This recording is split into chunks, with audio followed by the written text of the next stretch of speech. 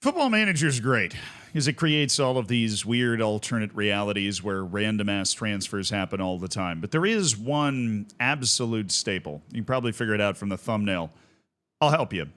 You take a team, you get promoted. Now, what's one of the first things you want to do? You want to find a way to sign some guy, probably a midfielder, for being honest, probably a defensive midfielder, who's played at the top level for a long time, maybe is in need of a bit of a step down in level in order to stay competitive, but they've got all that experience. They've got the mental and technical ability that you're just not going to find for most of the guys that you're able, well, for any of the guys you're able to have on your team at the level that you are currently at. You go over and you vacuum up that one player, and then voila, 5% less chance of getting relegated.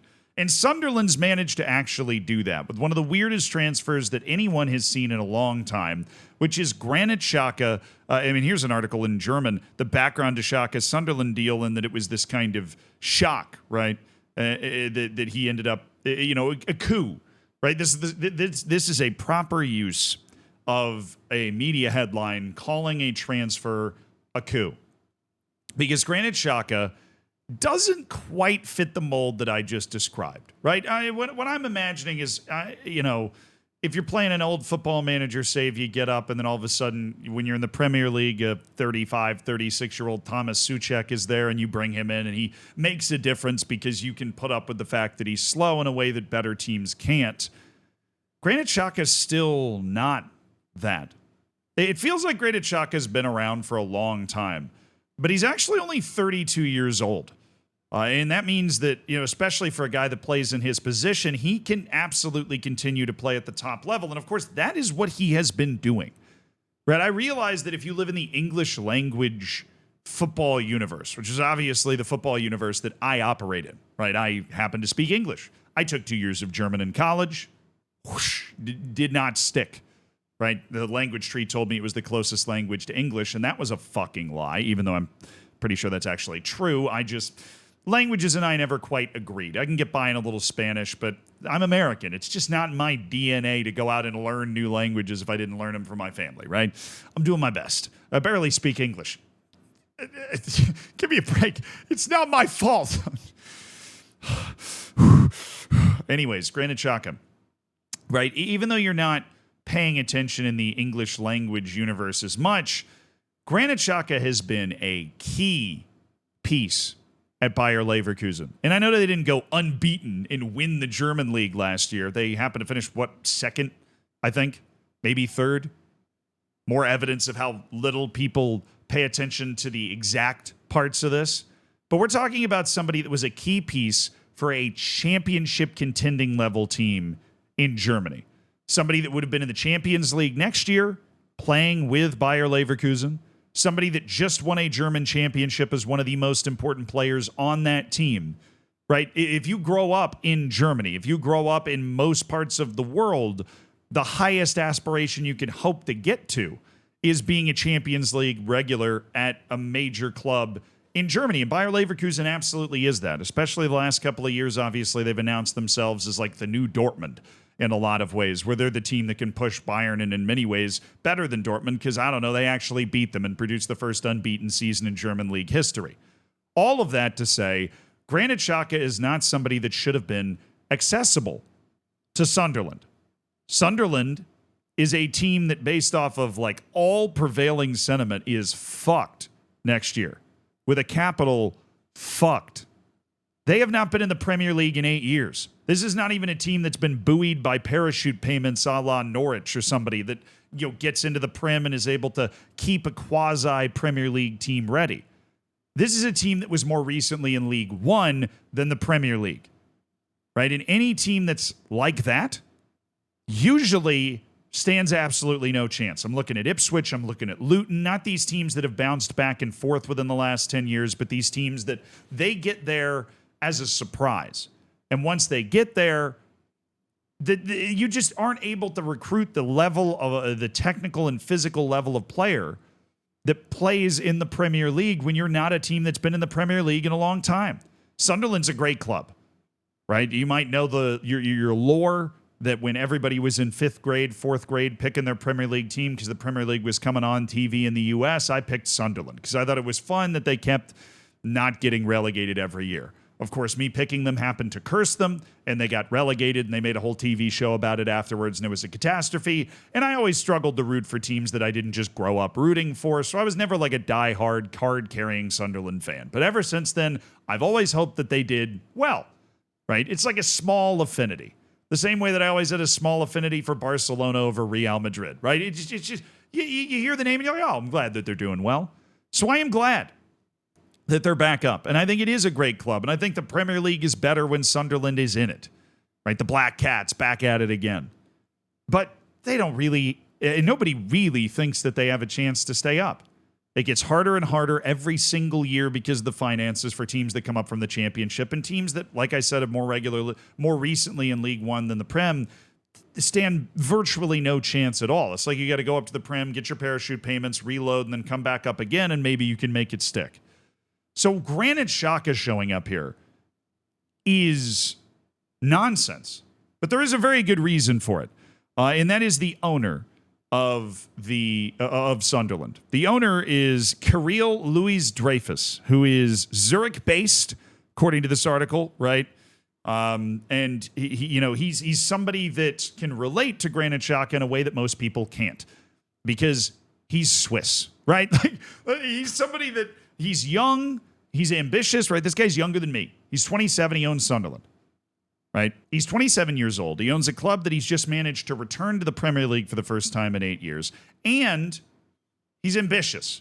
Obviously, who wouldn't be ambitious? But there seem to be more and more of these guys coming into the Premier League. Got Marinakis over at Nottingham Forest, maybe literally holding players hostage, right? We got to conduct a Zealandism investigation on that Morgan Gibbs-White contract negotiation. But this is genius from Louis Dreyfus, because you're just always going to be able to relate to somebody that is from your country, that is of your specific culture better, right? You can kind of cut through the crap. And he looked at the Swiss national team and he's like, who would be the golden gem, right? In terms of top league experience, in terms of, playing a position that if you wanted to sign one position on a team that had just been promoted, how about a sound defensive midfielder? Can help you break the press, can help organize your defense, right? Just, the point in the middle of the wheel that all the spokes come out of, right? Can be that defensive midfielder. You don't see their impact on the score sheet as much.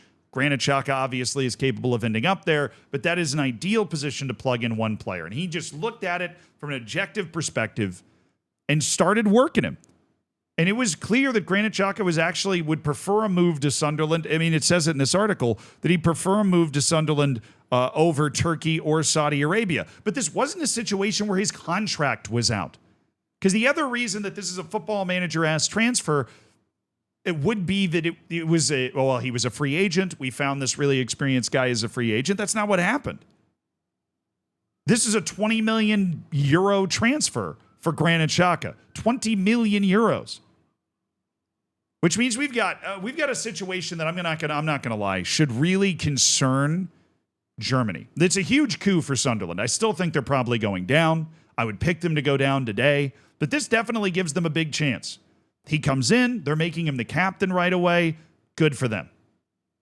But if you're Germany, if you're like a fan of Bayer Leverkusen, you got to be thinking, what just happened?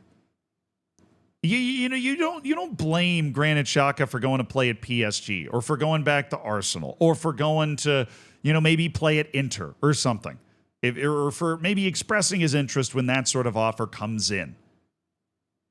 But if you're a Leverkusen fan or just a German football fan, you're not expecting to lose a guy that has time left on his contract, that is playing for a Champions League championship level club in your country, to leave for like the most relegation threatened team in the Prem.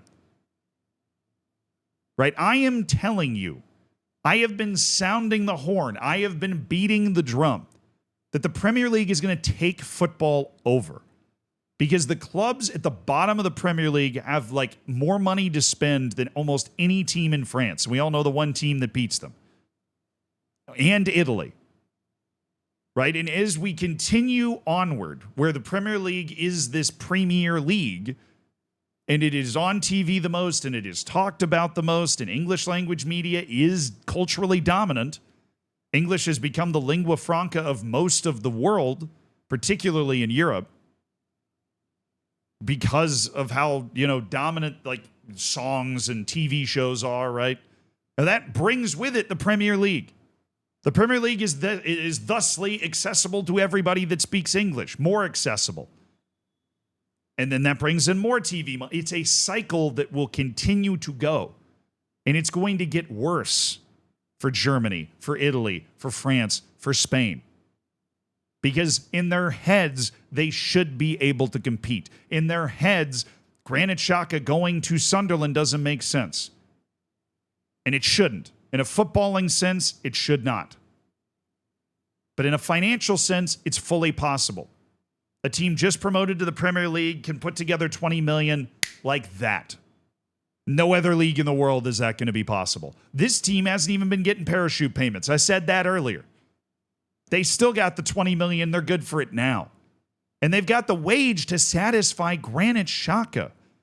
This is somebody that was taking paychecks from one of the best teams in Germany and one of the best teams in England for the better part of a decade. Maybe even a whole decade. And Sunderland is able to put together a wage package that doesn't make him blink, that makes him, yeah, okay, I want to do that. Maybe even a wage increase. I don't know exactly, but I would imagine that's something that would need to be involved. Sunderland, having just come into the Prem because it's expected to make over $100 million from the TV deal, and that's just the TV deal. They've got the money to do that.